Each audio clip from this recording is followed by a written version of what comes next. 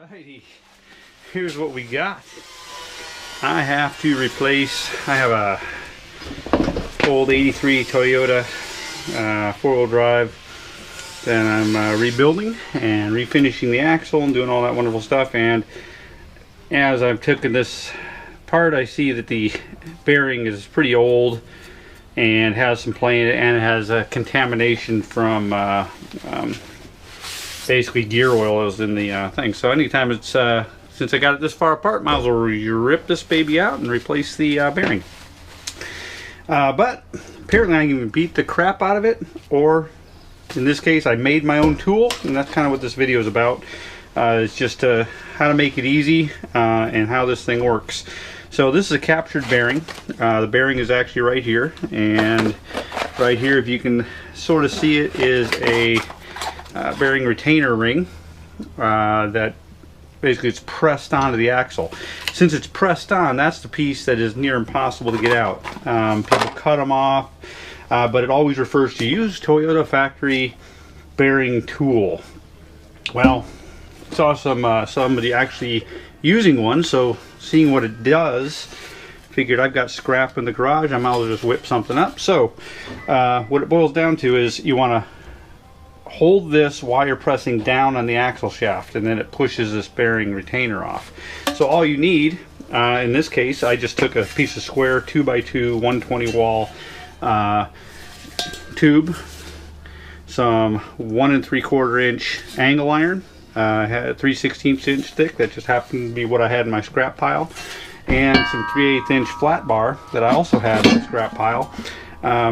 It could be thicker, thinner, longer, shorter, doesn't really matter.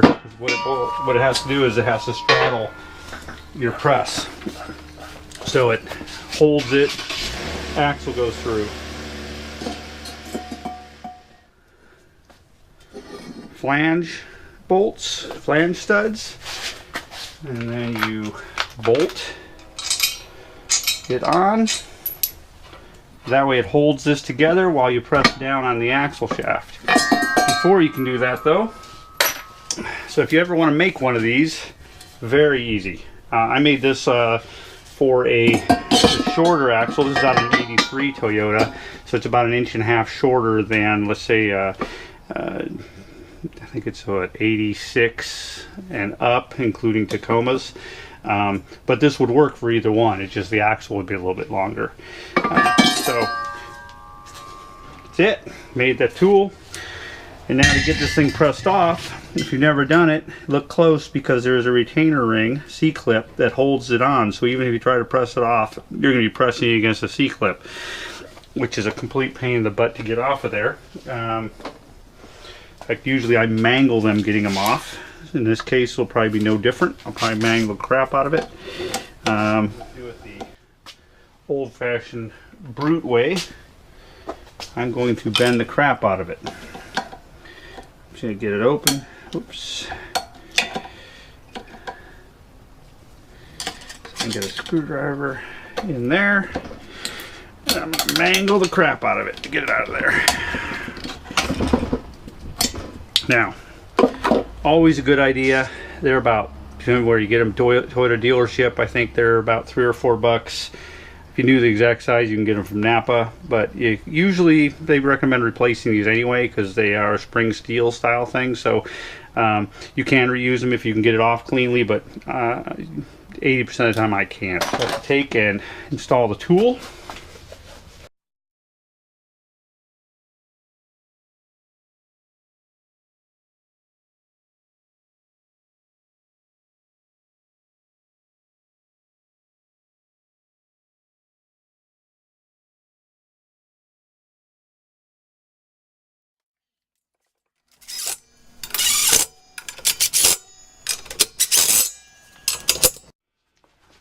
Go.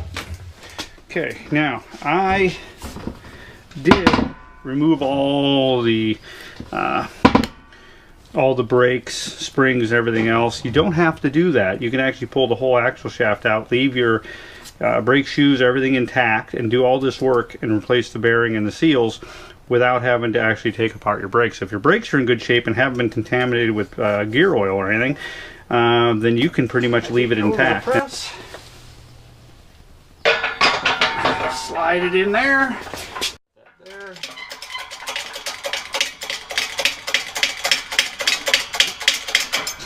There we go. That's on there. There is my. There we go. Now the pressing down the axle. Let's hold on there. That pop. That was it. Doing coming loose. Perfect.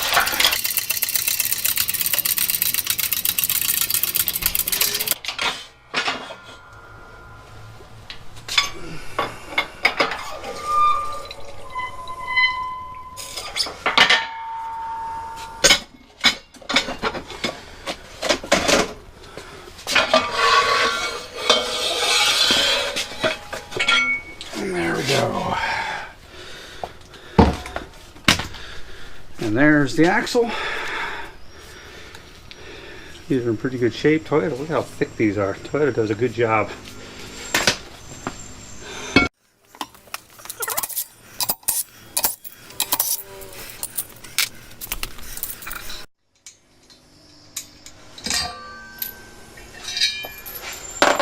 That is it. This thing works good. I'm holding on to that. So I'm going to have to use that in the future. Now there's the retainer. And I'm not reusing that. In fact, what I've done is I've taken the one off the other axle and I actually used a die grinder to die grind the inside so that it slides over the axle without actually sticking on.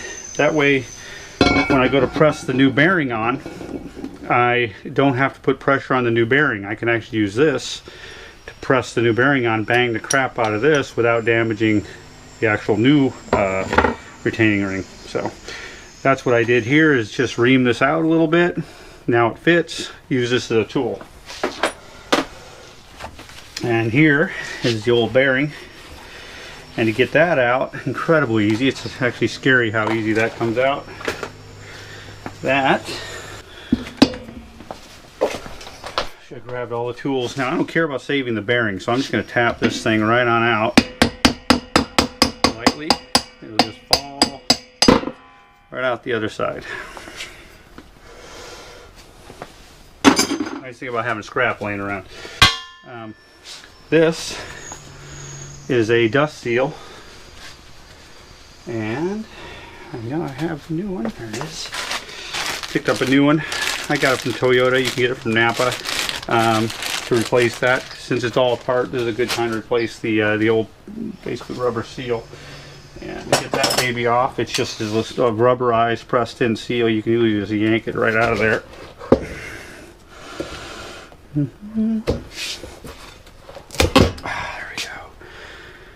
Okay, that is going in the garbage. And actually, before it goes in the garbage, compare it to the new one. Confirm it is the same, because every once in a while they'll give you the wrong part. So always hold on to your old parts until you know all the new parts are the correct parts. In this case, I already done an axle, so I know this is my new parts are the correct parts. Always compare old to new. Yeah, here we go. Got that all painted, cleaned up. Bearing out, all that's good. Little spacer here, set that on there without damaging anything. I'm going to put the new seal in. So I've got a basically just a seal bearing installer. Fits in there nicely. That way I won't damage it.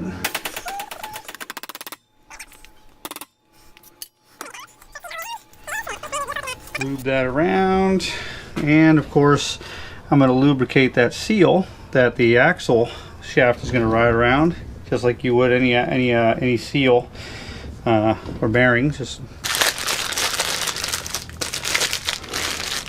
And I've already matched it to the old bearing because that's critical. Obviously, verify that they're the same bearing, same dimensions before you go and throw any of the other stuff away. And then this almost always just slides and almost drops right in. You almost don't even have to install it.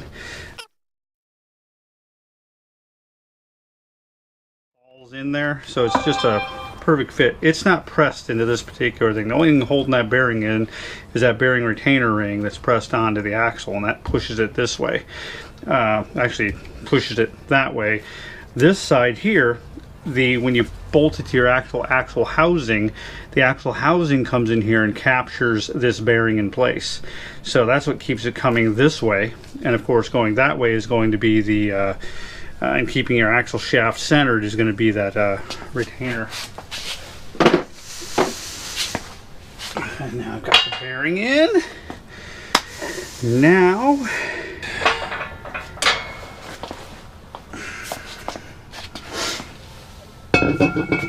set this aside for a minute.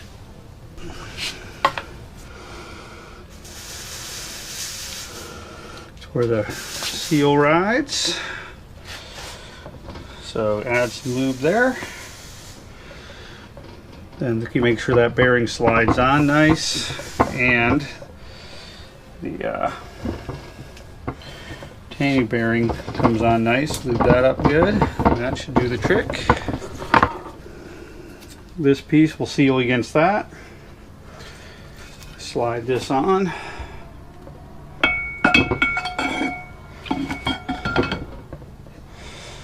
All the way down. And of course, I've made that one bearing piece that I was going to use.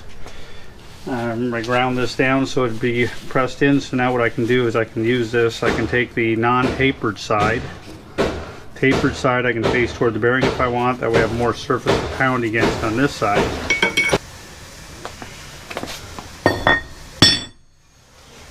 And same thing, move that.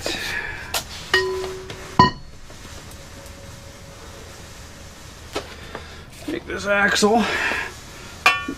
I'm going to put this in between the axle shaft. Okay.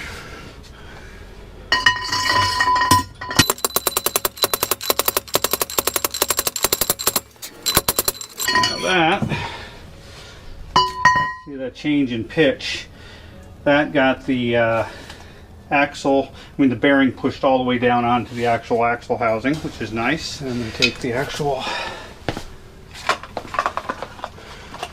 retainer ring as a tapered side and a non-tapered side.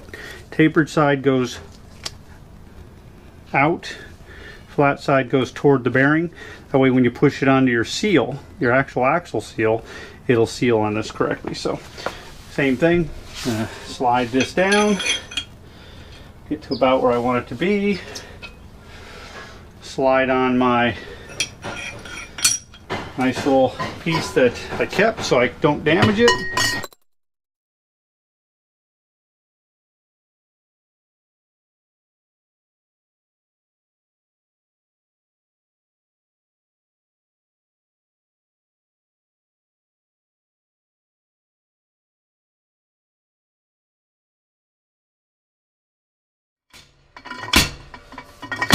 There we go. Take off that, wipe it down. Alright, C-clip. Toyota part number. I got two, so I'd have a spare. Because you never know. And they're cheap. Keep this in your toolbox, especially if you're wheeling. Take the wonderful snap ring pliers. Slide that down.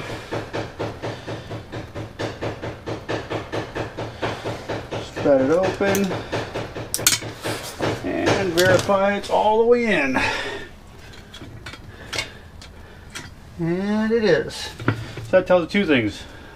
It's seated far enough and it locks it in. If you forget that, you could be in some serious misery on the trail if you do not put that C-clip back on. And that is it.